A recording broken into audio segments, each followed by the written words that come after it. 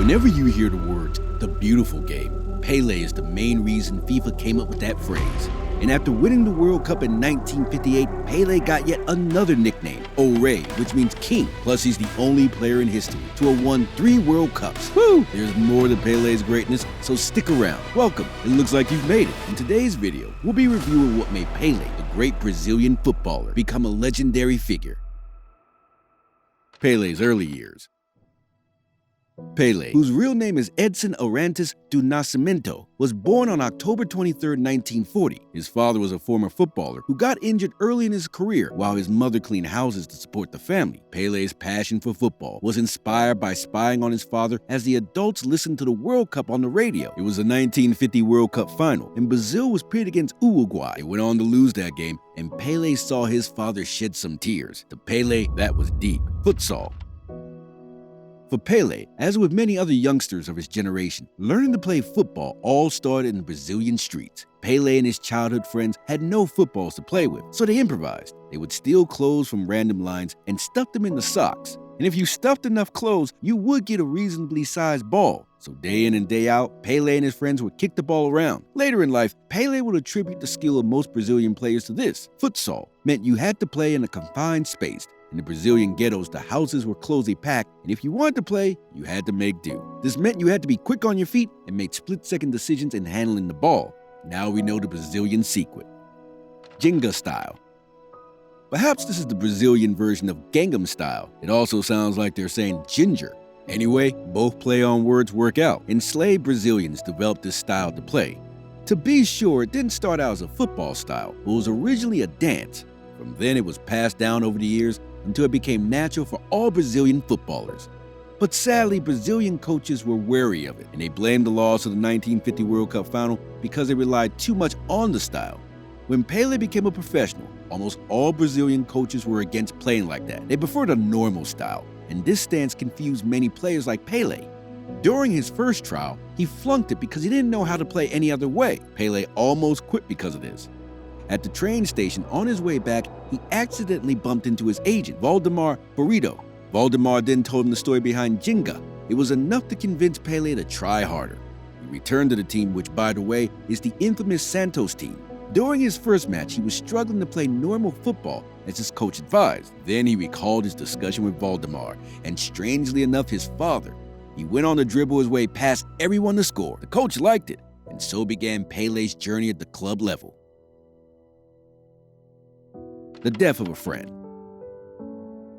This incident happened after a street match tournament when Pelé was a teenager. But let's start at the beginning. Pelé and his childhood friends entered the event as the underdogs. They were known as the shoeless team. They eventually went on to the finals and were supposed to meet another group with all their gear in place. Their opponents were older and bigger, but Pelé's boys had no football shoes and were ashamed of that fact. They had a little time before the match, so Pelé got the idea to steal some bags of peanuts from a docking truck and sell them. The owners of the truck spotted them and gave chase, but Pelé and his friends were too fast. They got their shoes all right, but they came in sizes that were too large. On the day of the match, the oversized shoes got in the way, and at halftime, Pelé's team was 6-0 down. So Pelé ditched the boots and his teammates followed suit. They suddenly started to play better. Now they were in business. They scored 5 goals and almost drew the game, which ended 6-5. But here comes the punchline. The men Pelé and his friends stole from spotted them afterwards and gave chase. Pelé and one of his friends hid underneath the roots of a tree. It was also raining, so a landslide killed Pelé's friend. It was the saddest day of his life, so Pelé blamed himself and started to hate football. After a long while, it would subsequently take his father's intervention to get him to like it again. Juggling a mango. Pelé's father saw his problem and understood what it felt like to lose a dear friend.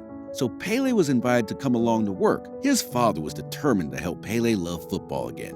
During the lunch break, Pelé's father would talk to Pelé, and when it came time for the first lesson, Pelé was still unsure of himself. Remember, his father was once a footballer too, and knew how to handle a football.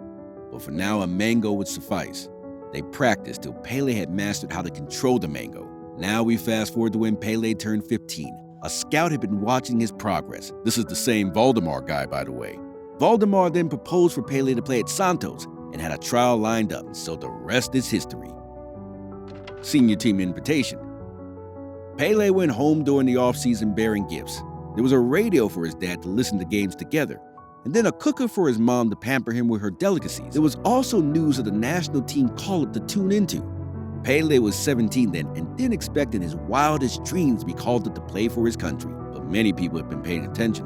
So there you go.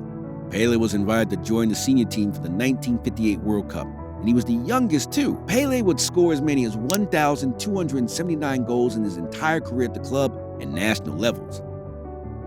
Pelé's first time out.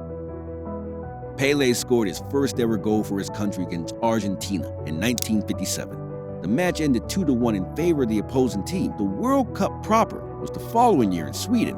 However, Pelé couldn't hit the ground running because he was nursing a knee injury already.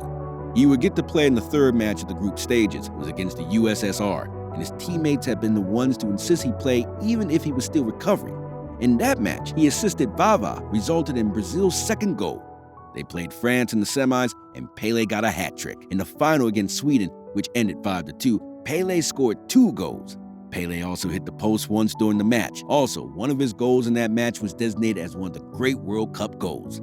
After the final game, Pelé passed out, and upon revival, he wept. And if you were in his soccer boots, you might do the same. Just say it. Back-to-back trophies. During the next World Cup in 1962, Pelé played only the first match and half of the second against Czechoslovakia before being injured. So that was it for Pelé. However, the Brazilians had a capable substitute in Amarildo. The Brazilian team worked in quite well without Pelé for the rest of the tournament. They played Czechoslovakia in the final and beat them to take the trophy. Sadly, Pelé was ineligible for a first-place medal at the time because of FIFA rules. However, he was handed the medal years later when the rules were changed. And what can we say about the 1966 World Cup except that Brazil blew it? But it was no fault of theirs, because Pelé and any other ambitious Brazilian player became targets for harsh fouls. So Brazil didn't go beyond the first round, and that was incredibly disappointing. Next up, the Brazilian team in the 1970 World Cup is considered the greatest team of all time, and the tournament was going to be Pelé's last ever World Cup. It was held in Mexico, and some key moments stand out, like when Pelé attempted to lob from the halfway line but narrowly missed the Czech goal. Then there was the save by Gordon Banks, the England goalkeeper. It is considered the save of the century, even though Pelé thought he had already scored. Brazil played against Italy in the final match, and Pelé scored Brazil's 100th ever international goal in that match. Brazil went on to win 4-1, and since it was their third World Cup win, they were allowed to keep the trophy permanently. On his part, Pelé was responsible for half of all the Brazilian goals scored in the Mexico World Cup. Pelé's last ever international match was against Yugoslavia in July of 1971. No doubt he was indeed the sportsman of the century. Pelé died on December 29, 2022, just after the World Cup held in Qatar. He has since been laid to rest. During his funeral, the entire city came out to pay their respects at the Santos Stadium. If you would like to pay your respects, kindly leave a comment below. And finally, in our YouTube football game, there are only 3 rules. Subscribe, like, and tackle that notification bell. So see you in the next video.